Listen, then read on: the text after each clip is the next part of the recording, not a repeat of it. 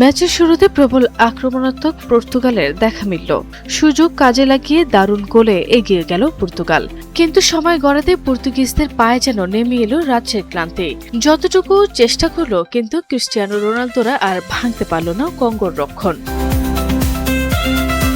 উল্টো মাঝে ইতিহাস করে পর্তুগালের জালে বল জড়িয়ে সমতা ফেরায় কঙ্গো।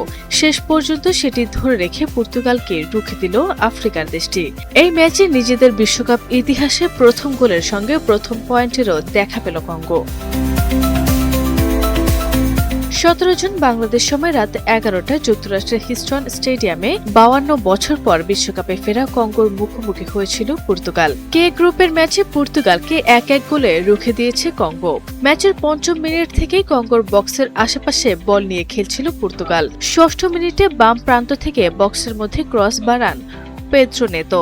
লাফিয়ে উঠে দারুণ হেঁটে বল জালে জড়িয়ে দেন জোয়াও নেভেস।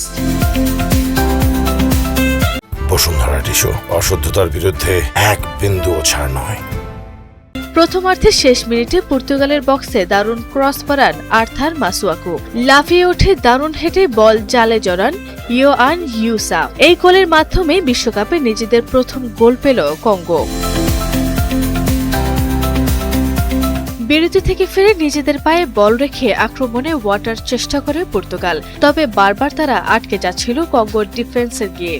ক্রিস্টিয়ানো রোনালদো এদিন যেন নিজের ছায়া হয়েছিলেন। চমক জোগানোর কিছুই করতে পারেননি তিনি। ম্যাচের 68তম মিনিটে গোলের সুযোগ তৈরি করেছিল পর্তুগাল। ডান প্রান্ত দিয়ে আক্রমণে ওঠে পর্তুগিজরা। বক্সের মধ্যে দারুণ একটি ক্রস বাড়িয়েছিলেন কনসেসিয়াও। সেই বল প্রথম ছোঁয়াতে জালে জড়াতে চেয়েছিল রোনালদো, কিন্তু তার প্রেসিং শট চলে যায় গোলবার ঘেঁষে। তবে ম্যাচের 89তম মিনিটে বক্সের বাইরে থেকে শট নিয়েছিলেন ব্রুনো ফার্নান্দেজ, কিন্তু ব্রুনের শট চলে যায় গোলবারের বাইরে দিয়ে। যোগ করার সময় কঙ্গোই বরং পর্তুগালের রক্ষণে ভীতি ছড়াচ্ছিল।